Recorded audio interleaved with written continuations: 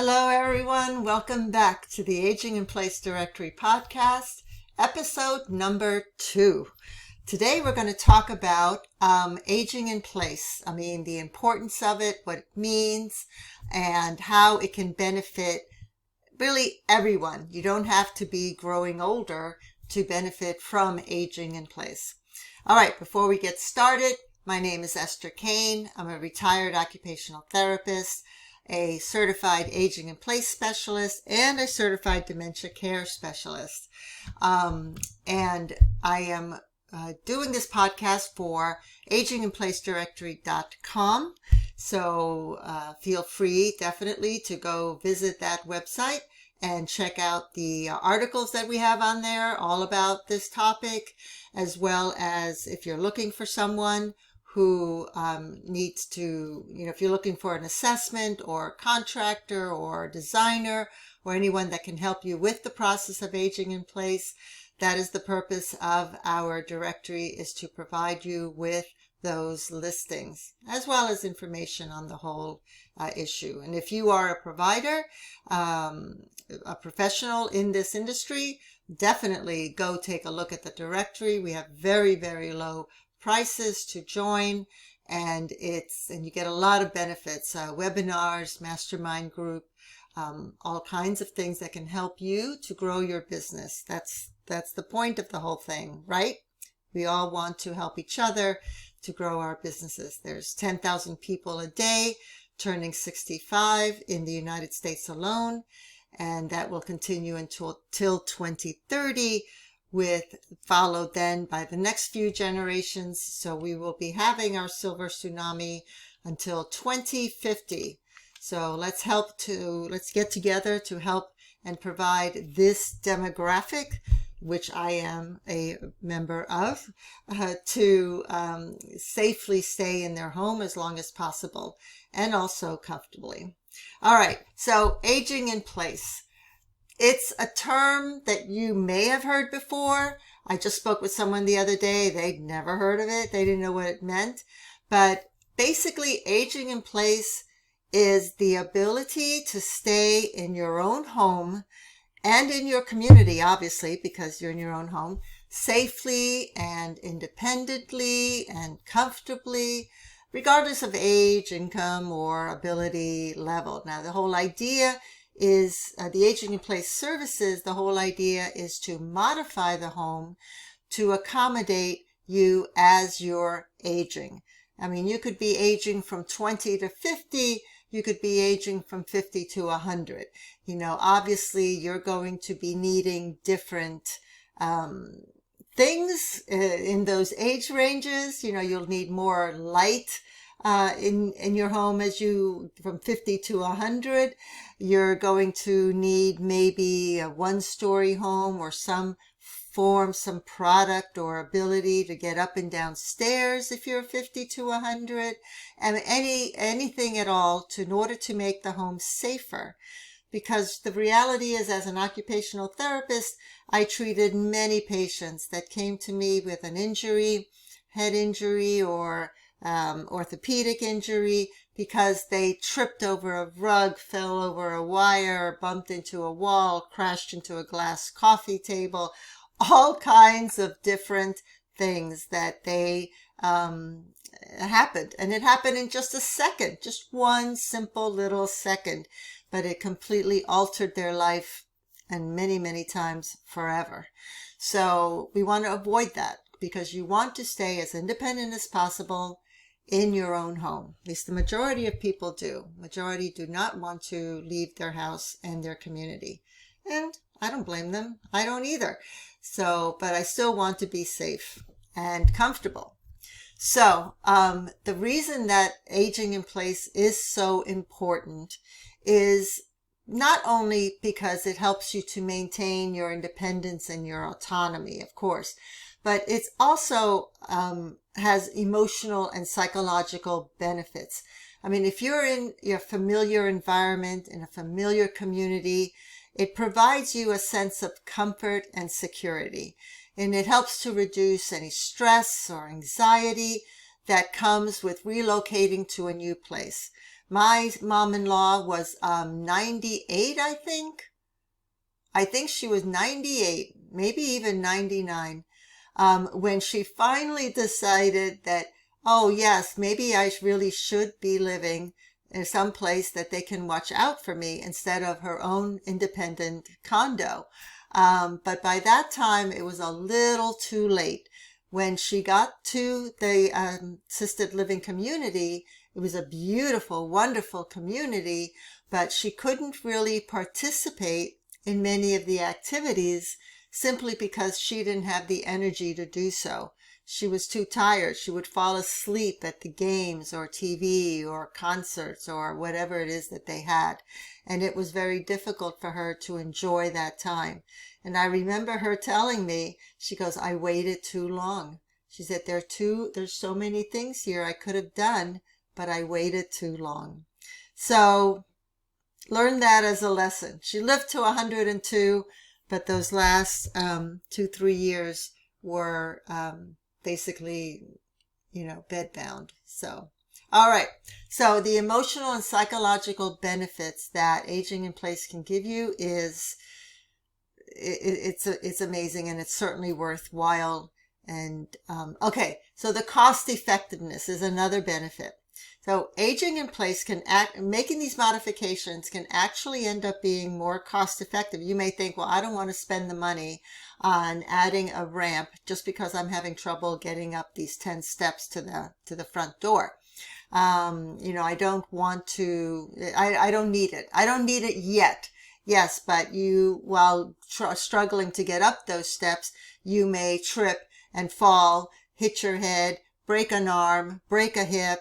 Then it's going to cost you a lot more later on, not only to make the modifications in the home to get you into your house, but you'll need a lot of other modifications and healthcare costs and caregiving costs and emotional costs. It's very emotional to lose your abilities. So you want to try to avoid that as much as possible. So it's very cost effective. And some people worry that it alters the value of the home. But the reality is, with so many seniors aging and so many younger adults realizing the benefit of these modifications in their homes, it really does not lessen the value of your homes. Speak with a realtor. Speak with a realtor who is SRES certified. That means they are certified in aging in place services and information. So speak to a realtor such as that, and they will be able to give you the information about how well a home can do when it's modified for aging in place. All right, so obviously, because you're staying at home, another great benefit is the community that you've built around you. I keep saying that, sorry. Built around you for years, decades sometimes. So remaining in one's own community allows adults to maintain their social network. And this is very crucial, especially for mental health, because you have your friends, you have the local restaurants that you go to. Maybe you go to the brewery, every Friday night, and you play bridge at a certain clubhouse or the library. Where I live, I can walk to the brewery and the library and restaurants and shops, which is wonderful. I'm very fortunate with that. But, having that community around me is wonderful. I would hate to have to give that up. So that is another great benefit of making the modifications in your home and of staying home as long as you possibly can.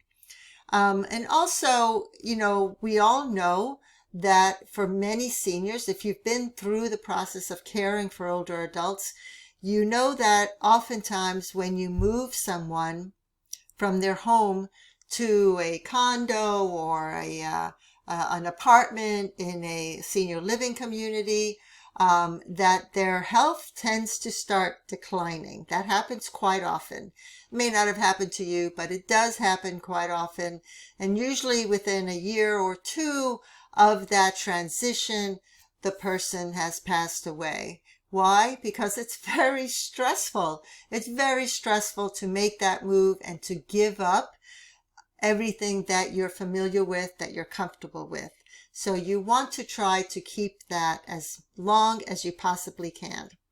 Now, obviously, it's not an easy transition. Let's talk about some of the challenges that are presented when you are given, the evaluation that you need to make changes to your home from the assessment. Now, obviously, the home modifications, living through it is not easy. I just had spent 1.5 years remodeling my home. I've had every single room redone in some fashion or format, and yes, it's a lot of dust. It's a lot of mess. It's people coming in and out all day, almost every day. A lot of noise, a lot of confusion, a lot of decisions. It's not easy. So I do recommend you hire a contractor who is also an aging in place specialist who can help you through that entire process.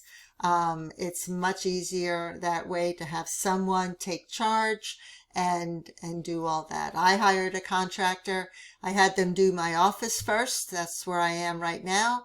And with the office done, then I could come in here, do my work, and then they can do whatever it is that they needed to do in the rest of the house. So that was my plan. So hopefully that will help you. The other issue is financial. Obviously, it can, in the long run, aging in place modifications are cost effective, but initially it's going to cost you some money. Now, there are companies that provide financial help, companies that, and then there are companies that look for grants. And you, of course, can look for those grants yourself as well. But it's not inexpensive to do some of these things, especially if you're completely redoing your bathroom, especially if you've never remodeled your house before. Now you've got all these major changes, or you happen to live in an older home. There's a lot of changes that need to be made in order to make the house as safe as possible. So finances are definitely something to consider. But if you're fortunate enough to have a family, perhaps the family can get together to help pay for some of these issues. Home equity loans are also a way to go. And for some people, a reverse mortgage may be a way to go as far as getting some of these things done. And I've heard some people say they don't want to do a reverse mortgage because they want to be able to leave the house to their children, or family in some way. And that sounds great, but I am sure that for most families, they would rather have you to live longer and healthier than to get the house later on. So believe me, talk it over with your family. For most families, that would be the case, and I hope you're in that situation as well. And I just want you to know also that it's okay and it's important to evaluate yourself, to acknowledge what you can and can no longer do. When you start entering your 40s, early 50s, you're going to have maybe more trouble seeing. You're going to need your eyeglasses or need glasses. Acknowledge that. Most people do. You may have trouble hearing. I know I have a great deal of trouble hearing from my right side, so I tend to end up leaning on my left side. So what does that tell me? I need to start looking at a hearing aid device for my right side, at least for now. But I know that obviously that's happening now in my 60s, so it's only going to get a little worse and worse, 70s, 80s, and hopefully if I live into my 90s. But the point is, a lot of seniors that I know don't accept their limitations. They try to do more than what they really can do. Climbing ladders to go up to the roof to fix a vent when they have trouble walking. Reaching for things behind cupboards and, in the back of cupboards and cabinets when they have trouble standing up or getting down, getting back up. All kinds of little things. So assess.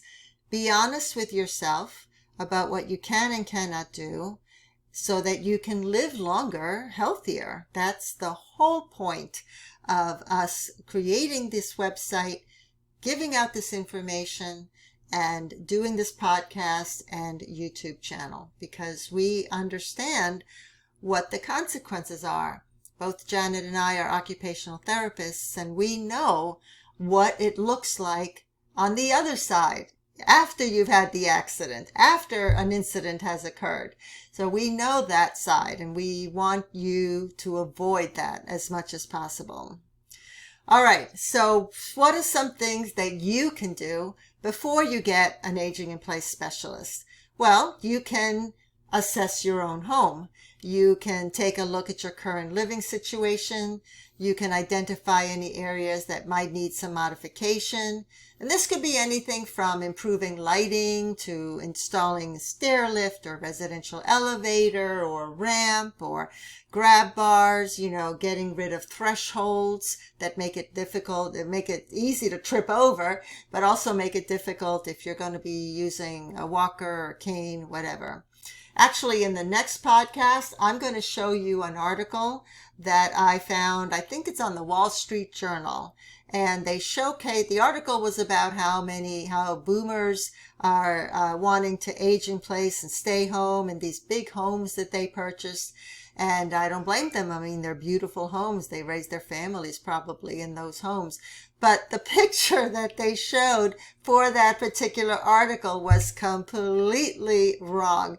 So I will talk about some of those issues when in this next podcast. You won't be able to see it, obviously if you're listening to the podcast, but all the podcasts are also going to be on YouTube. So I urge you to look at that episode number 3 on YouTube, because it's actually really kind of funny and kind of sad. I hope the owners of that home who were in that picture, watch that video.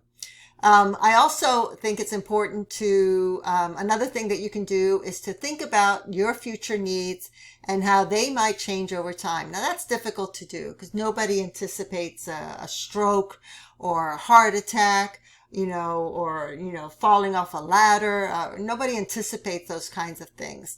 But there are some great books out there on Amazon and bookstores, of course, that you can look for on how to properly plan as you grow older. And there's some wonderful things in there that can help you not only prepare all your paperwork, with an elder law attorney, but prepare, power of attorneys, healthcare powers of attorney, all kinds of different things that you may not have thought of. And believe me, my husband passed away suddenly, and the only thing that we had in place, because he was fairly young, the only thing we had in place was a will. Otherwise, we didn't have anything else in place. So going through all of that legal mumbo jumbo that happens after you pass away is so stressful on your family. I know it was very stressful on me, and I wouldn't want anyone else to go through it. So prepare. It's the best thing that you can do for your family, for your loved ones. Also, another thing that you can do is to reach out to local organizations such as your area agency on aging. They have a lot of information about resources in your own specific community. And these resources, number one, it's a great place you can find places to volunteer. You can learn all kinds of information from other people, join support groups, help out with support groups, be part of that community, because what you end up learning from them and eventually what you end up giving back to them is invaluable. So I would encourage you to do that. And then also consult with a financial planner, to see how far you can make your savings go, what you can anticipate, how you can maximize what you do have saved. And if you're in the younger group where you're still working, maybe you're in your 30s, 40s, and 20s, even better, if you can consult with a financial planner so you have an idea of how much to put away to give you that lifestyle that you want when you do get older. Not that you necessarily have to retire. I personally believe that it's important to keep working in some way, whether it's volunteer work or whether it's, working for pay, at the grocery store, at Walmart, at the library. It doesn't matter, or mentoring children, whatever. I think it's important to keep working because it's what gives you purpose in life and intention. And those two things are some of the best things that you can do for your mental health. All right.